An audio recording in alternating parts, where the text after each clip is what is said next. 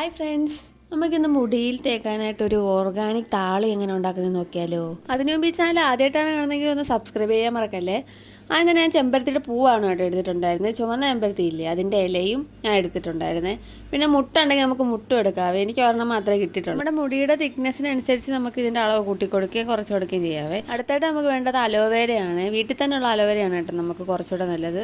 ഞാൻ ഇതിൽ നിന്ന് കണ്ട് ഒരു തണ്ട് പൊട്ടിച്ചെടുത്തിട്ടുണ്ടായിരുന്നേ. നമുക്ക് ഇത്രയും ആവശ്യമില്ല, ഇതിൽ നിന്ന് പകുതി മാത്രം മതി. അങ്ങനെ അതും എടുത്ത് ഞാൻ കുറച്ച് പേരയിലയും കൂടെ പിച്ചുന്നുണ്ട്. അതും കൂടെ എടുത്തിട്ട് നല്ലോണക്ക് കഴുകി വൃത്തിയാക്കി എടുക്കണേ.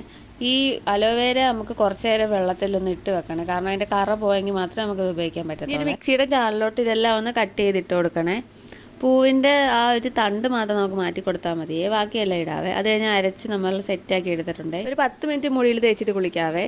ഞാൻ ഇത് കഴുകി കഴിഞ്ഞിട്ട് നല്ലോണം ഉണക്കി കഴിഞ്ഞുള്ള എൻ്റെ ഒരു റിസൾട്ടാണ് ഈ കാണുന്നത്. നമ്മൾ നോർമൽ ഷാമ്പു ഉപയോഗിക്കുമ്പോൾ അത്രയുള്ള ഡ്രൈനെസ് ഒന്നും ഉണ്ടാകത്തില്ല. ഇത് ഉപയോഗിക്കുമ്പോഴത്തേക്ക് ഷാമ്പൂ കണ്ടീഷണറൊക്കെ ഉപയോഗിക്കുമ്പോഴത്തേക്ക് നമ്മുടെ മുടി നല്ലോണം ഡാമേജ് ആവുന്നുണ്ട്. അപ്പോൾ ഇടയ്ക്കൊക്കെ നമ്മൾ ഇതുകൂടെ ഒന്ന് ട്രൈ ചെയ്യണേ. അപ്പോൾ ഇന്ന് ഇത്രയുള്ളൂ ഗൈസ്, ബൈ.